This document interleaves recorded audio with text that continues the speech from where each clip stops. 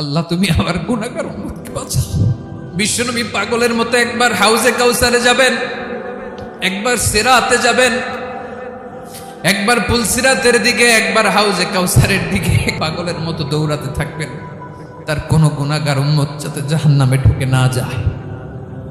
সেদিন কেউ সুপারিশ করতে পারবে না বিশ্বনবী ছাড়া। কিয়ামতের ময়দানে ওই বিভীষিকাময় সময়ে মুসিবতের কালে মানুষগুলো পাগল হয়ে বিশ্বনবীকে খুঁজতে আরম্ভ করবে। সবাই মিলে বিশ্বনবীর কাছে যেয়ে বলবে, ইয়া রাহমাতাল লিল আলামিন, ইয়া খাতামান নবীন, রাহমাতাল লিল আলামিন। দেখেন আমাদের কি অবস্থা, কি কঠিন বিপদে আমরা আছি, দাঁড়াতে পারি না, সূর্যের আলোতে ঘেমে হয়রান। আজকে কেউ সুপারিশ করতে পারবে না। সব নবীরা অপারগতা স্বীকার করেছে, তারা বলেছে আপনি ছাড়া কেউ নাকি আল্লাহর সামনে দাঁড়াতে পারবেন না, আপনি একটু সুপারিশ করেন। বিশ্বনবী বলবেন, আসো আসো, আজকের দিনে আমি ছাড়া আল্লাহর সামনে কেউ দাঁড়াতে পারবে না।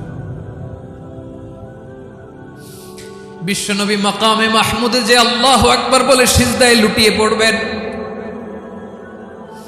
আল্লাহ রাব্বুল আলামিন বিশ্বনবীকে এমন কিছু চমৎকার শব্দ শিখাবেন, ওই শব্দগুলো দিয়ে আল্লাহর প্রশংসা করে বিশ্বনবী কাঁদতে আরম্ভ করবেন। বিশ্বনবী এমন ভাবে অজর দ্বারায় সিজদায় লুটিয়ে পড়ে কাঁদবেন, রব্বুল আলামিনের রহমতের দরিয়ায় জোশ লেগে যাবে। রব্বুল আলামিন এই দৃশ্য থেকে সহ্য করতে পারবেন না। রব্বুল আলামিন বলবেন, ইয়া মুহাম্মদ ইরফা রাসাক, ও নবী আপনি মাথা তোলেন, মাথা তোলেন, আপনার কান্না আমি সহ্য করতে পারি না। নবী আপনি মাথা তোলেন, সাল তুতা, আজকে আপনি যা চাবেন তাই দেব। নবী আপনি সিজদা থেকে মাথা তুলেন, সাল তুতা,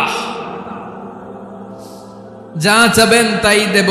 ওয়াশফা তুশাফা, যার জন্য সুপারিশ করবেন তার সুপারিশ কবুল করে নেব। বিশ্বনবী এবার মাথা তুলবেন। যে বিভীষিকাময় সময়ে প্রত্যেক নবী বলেছেন আমি পারবো না, প্রত্যেক নবী বলেছেন নফসি নফসি, আমার কি হবে আমি জানি না, আল্লাহ আমারে বাঁচাও। প্রতিটি নবী বলবেন নফসি নফসি, আল্লাহ তুমি আমারে বাঁচাও, আমারে বাঁচাও। বিশ্বনবী মাথা তুলবেন, তুলে বলবেন রব্বি হাবলি উম্মতি, আল্লাহ তুমি আমার গুনাহগার উম্মতকে বাঁচাও। এই দুনিয়ার বুকে রব্বুল আলামিন সব নবীকে একটা করে দাওয়া মুস্তাজাবা দিয়েছেন, মানে যে দোয়া করলে কবুল হয়ে যায় সাথে সাথেই। দাও বিহা, দুনিয়ার সব নবীরা ওই দোয়াটা দুনিয়ায় করে ফেলেছে। সব নবীকে আল্লাহ একটা করে দোয়া দিয়েছেন, নবী দোয়া করলেই কবুল। সব নবীরা ওই দোয়া করে ফেলেছে দুনিয়াতে। বিশ্বনবী বলেন আমি করি নাই।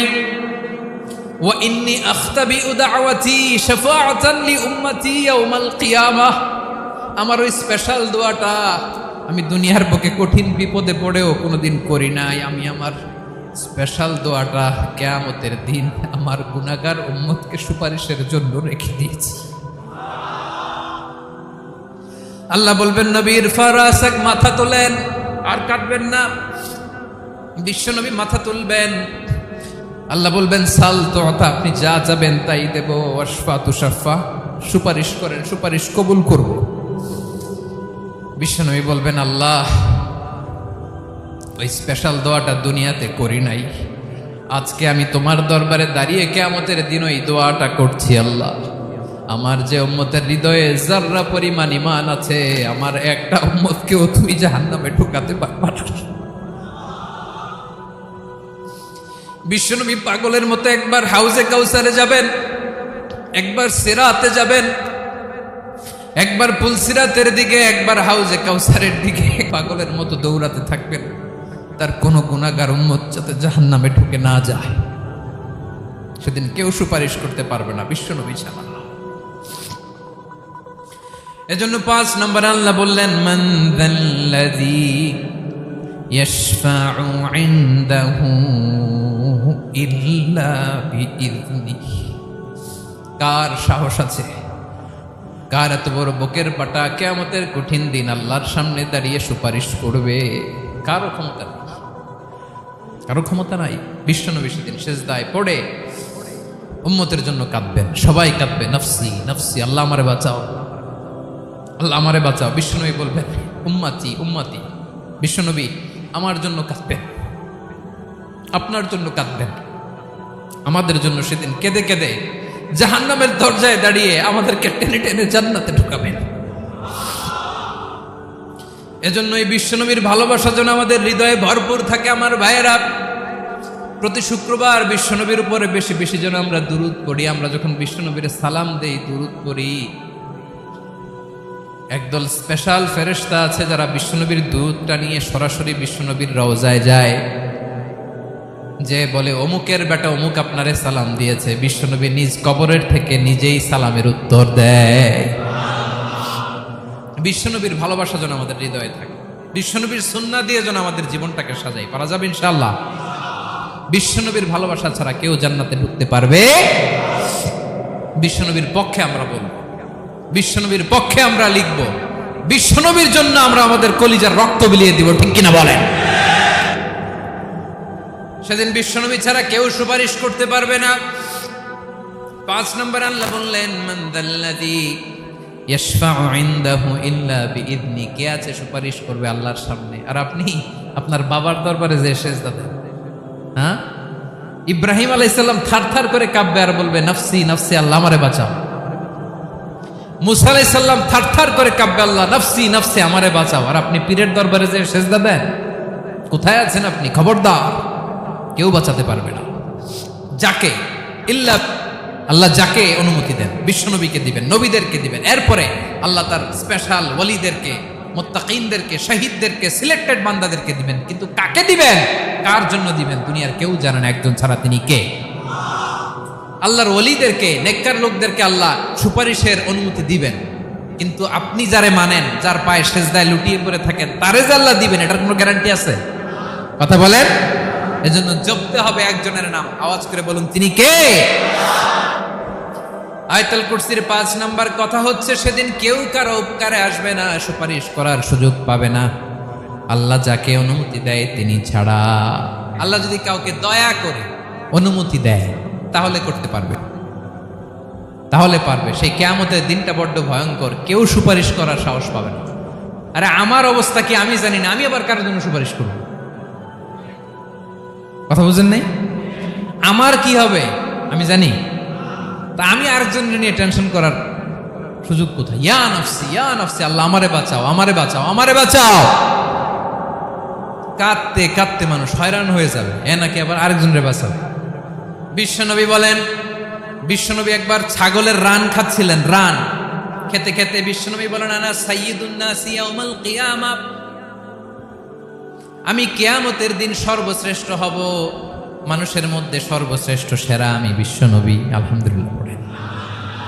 বিশ্বনবী বলেন, সেদিনটা বড্ড ভয়ঙ্কর, সেদিন কেউ কারো কোনো উপকারে আসবে না, বন্ধু বন্ধুর কাজে আসবে না, স্ত্রী স্বামীর উপকারে আসবে না, স্বামী স্ত্রীর উপকারে আসবে না, পীর সাহেব মুরিদরে বাঁচাতে পারবে না, মুরিদ পীর সাহেবরে বাঁচাতে পারবে না, নেতা কর্মীর পরিচয় দিবে না, কর্মী নেতার পরিচয় দিবে না, ভাই বোনকে চিনবে না, বোন ভাইকে চিনবে না, বাবা তার সন্তানকে চিনবে না, মেয়েকে দেখে মা দৌড়ে দৌড়ে পালাবে।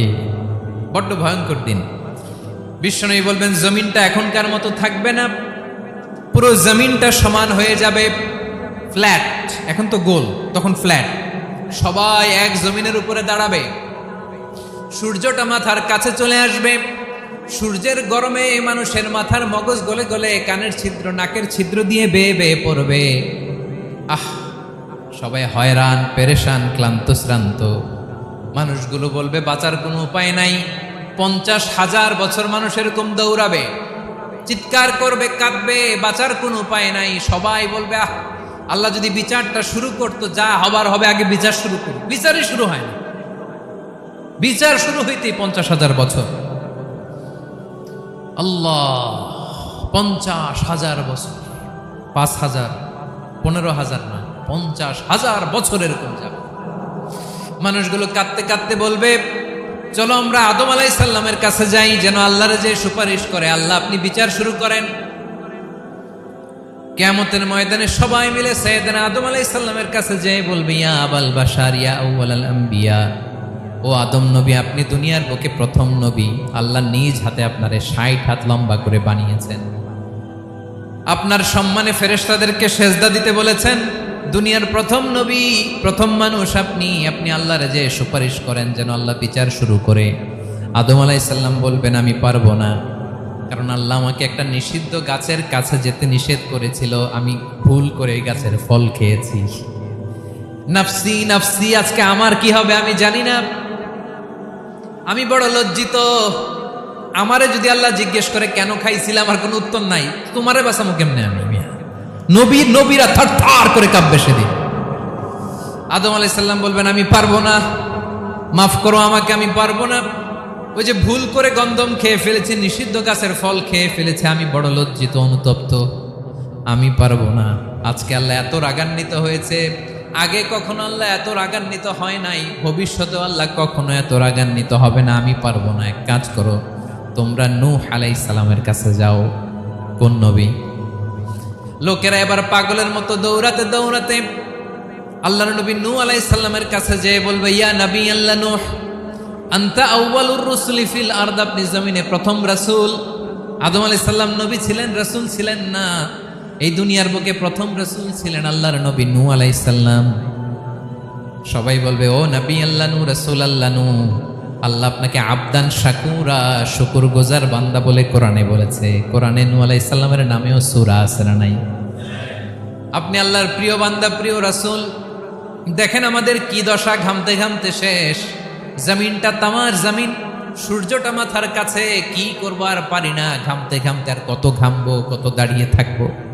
আল্লাহরে যে বলেন বিচার যেন শুরু করে। নূহ আলাইহিস সালাম বলবেন আমিও পারবো না, আমিও পারবো না। আমি আমার ছেলের জন্য এক কথা বলে ভুল করে ফেলছি। যখন মহাপ্লাবন হবে আমি বললাম আল্লাহ আমার কলিজার টুকরা সন্তান রে বাঁচান। আল্লাহ বললেন ও নূহ, সে তোমার সন্তান না, কারণ সে ঈমান আনে নাই, সে পাহাড়ের উপর দাঁড়িয়েছে, দেখি কেমনে সে বাঁচে। ওই যে আমি একটা না বুঝে আবদার করেছি, আল্লাহ আমার উপর রেগে গিয়েছিলেন। আজকে আল্লাহ ওই ব্যাপারে যদি আমারে প্রশ্ন করে, আমার কোনো জবাব নাই, আমি পারবো না, মাফ করো। তোমরা সবাই মিলে আল্লাহর খালিল ইব্রাহিম আলাইহিস সালামের কাছে যাও।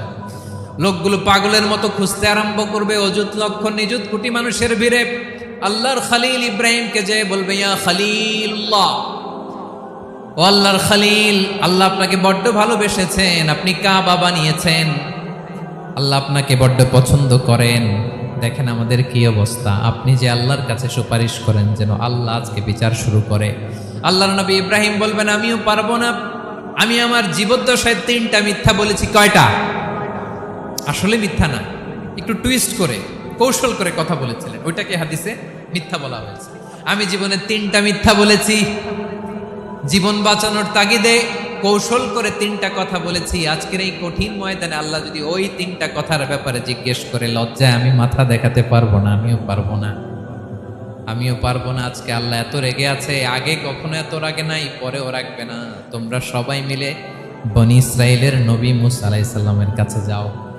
সবাই এবার যাবে মূসা আলাইহিস সালামের কাছে, যে বলবে ইয়া নবী আল্লাহ মূসা, আপনি ছিলেন কালিমুল্লাহ, আল্লাহর সাথে সরাসরি কথা বলতেন। রব্বুল আলামিন আপনাকে তাওরাত কিতাব দিয়েছেন, আপনি যে একটু সুপারিশ করেন। আল্লাহর নবী মূসা বলবেন মাফ করো, আমিও পারবো না, আমি দুনিয়ার বুকে ভুল করে একটা মানুষকে মেরে ফেলেছি। আমি মারছিলাম আদব শিক্ষা দেওয়ার জন্য এক থাপ্পড়, এই থাপ্পড়ে যে ওই লোক মরেই যাবে আমি জানতাম না। আজকে আল্লাহ যদি জিজ্ঞেস করে কেন মারলা, জবাব আছে? ওই লজ্জায় আমি অনুতপ্ত, আমি পারবো না, আমার এই কথা বলো না। আজকে আল্লাহ বড্ড রেগে আছে, আমি পারবো না। তোমরা আল্লাহর নবী ঈসা আলাইহিস সালামের কাছে যাও। কিয়ামতের ময়দানে মানুষগুলো পাগল পাড়া হয়ে আল্লাহর নবী ঈসা আলাইহিস সালামের কাছে যাবে, যে বলবে নবী ঈসা আপনি রূহুল্লাহ, বাবা ছাড়া আল্লাহ আপনাকে বানিয়েছেন, ইনজিল কিতাব দিয়েছেন, মৃত মানুষকে আপনি জীবিত করতে পারতেন। আজকের এই কঠিন বিপদের দিনে আপনি আমাদের সাহায্য করেন। আল্লাহর কাছে যে বলেন যেন বিচার শুরু করে। ঈসা আলাইহিস সালাম বলবেন আমিও পারবো না, ইন্নী উবিদতু মিন দুনিল্লাহ, আমার উম্মত খ্রিস্টানেরা আল্লাহরে বাদ দিয়ে আমি ঈসার ইবাদত করেছে। আমার মা ম্যারি আর আমাকে ডাকতো জেসাস ক্রাইস্ট, আমার ইবাদত করেছে, যদিও আমি আমার ইবাদত করতে বলি না। ঈসা আলাইহিস সালামও ইবাদত করতে বলেছেন একজনের, তিনি কে? আল্লাহ নবী ঈসা আলাইহিস সালাম বলবেন আমিও পারবো না, আজকে আল্লাহ অনেক রেগে আছে, আমি পারবো না, তবে একটা পরামর্শ দিতে পারি, একটা সাজেশন দিতে পারি। আজকের দিনে এই কঠিন মুসিবতের কালে, এই কঠিন সময়ে কেউ আল্লাহর দরবারে দাঁড়িয়ে একটা টু শব্দ করার ক্ষমতা কারো নাই, একমাত্র আখিরি জামানার পয়গাম্বর বিশ্বনবী মুহাম্মদুর রাসূলুল্লাহ ছাড়া। মানুষগুলো এবার আগুনের মধ্যে পানি দিলে যেমনি আগুন নিভে যায়, দাউ দাউ করা হৃদয়ে জ্বলন্ত আগুন তাদের ঠান্ডা হবে। কিয়ামতের ময়দানে ওই বিভীষিকাময় সময়ে মুসিবতের কালে মানুষগুলো পাগল হয়ে বিশ্বনবীকে খুঁজতে আরম্ভ করবে। সবাই মিলে বিশ্বনবীর কাছে যেয়ে বলবে ইয়া রাহমাতাল লিল আলামিন, ইয়া খাতামান নবীন, রাহমাতাল লিল আলামিন। দেখেন আমাদের কি অবস্থা, কি কঠিন বিপদে আমরা আছি, দাঁড়াতে পারি না, সূর্যের আলোতে ঘেমে হয়রান। আজকে কেউ সুপারিশ করতে পারবে না, সব নবীরা অপারগতা স্বীকার করেছে, তারা বলেছে আপনি ছাড়া কেউ নাকি আল্লাহর সামনে দাঁড়াতে পারবেন না, আপনি একটু সুপারিশ করেন। বিশ্বনবী বলবেন আসো আসো, আজকের দিনে আমি ছাড়া আল্লাহর সামনে কেউ দাঁড়াতে পারবে না। বিশ্বনবী বলবেন আল্লাহ, ওই স্পেশাল দোয়াটা দুনিয়াতে করি নাই, আজকে আমি তোমার দরবারে দাঁড়িয়ে কিয়ামতের দিন ওই দোয়াটা করছি। আল্লাহ, আমার যে উম্মতের হৃদয়ে যাররা পরিমাণ ঈমান আছে, আমার একটা উম্মতকেও তুমি জাহান্নামে ঢোকাতে পারবা না। বিশ্বনবী পাগলের মতো একবার হাউজে কাউসারে যাবেন, একবার সিরাতে যাবেন, একবার পুলসিরাতের দিকে, একবার হাউজে কাউসারের দিকে পাগলের মতো দৌড়াতে থাকবেন। তার কোন গুনাহগার উম্মত যাতে জাহান্নামে ঢুকে না যায়। সেদিন কেউ সুপারিশ করতে পারবে না বিশ্বনবী ছাড়া, কারো ক্ষমতা নাই। বিশ্বনবী সেদিন সেজদায় পড়ে উম্মতের জন্য কাঁদবেন, সবাই কাঁদবে নফসি নফসি, আল্লাহ আমারে বাঁচাও, আল্লাহ আমারে বাঁচাও। বিশ্বনবী বলবেন উম্মতি উম্মতি। বিশ্বনবী আমার জন্য কাঁদবেন, আপনার জন্য কাঁদবেন, আমাদের জন্য সেদিন কেঁদে কেঁদে জাহান্নামের দরজায় দাঁড়িয়ে আমাদেরকে টেনে টেনে জান্নাতে ঢুকাবেন। এজন্য এই বিশ্বনবীর ভালোবাসা যেন আমাদের হৃদয়ে ভরপুর থাকে। আমার ভাইয়েরা, প্রতি শুক্রবার বিশ্বনবীর উপরে বেশি বেশি যেন আমরা দুরূদ পড়ি। আমরা যখন বিশ্বনবীর সালাম দেই, দুরূদ পড়ি, একদল স্পেশাল ফেরেশতা আছে যারা বিশ্বনবীর দুরূদটা নিয়ে সরাসরি বিশ্বনবীর রওজায় যায়, যে বলে অমুকের বেটা অমুক আপনারে সালাম দিয়েছে। বিশ্বনবী নিজ কবরের থেকে নিজেই সালামের উত্তর দেয়। বিশ্বনবীর ভালোবাসা যেন আমাদের হৃদয়ে থাকে, বিশ্বনবীর সুন্নাহ দিয়ে যেন আমাদের জীবনটাকে সাজাই। পারা যাবে ইনশাআল্লাহ।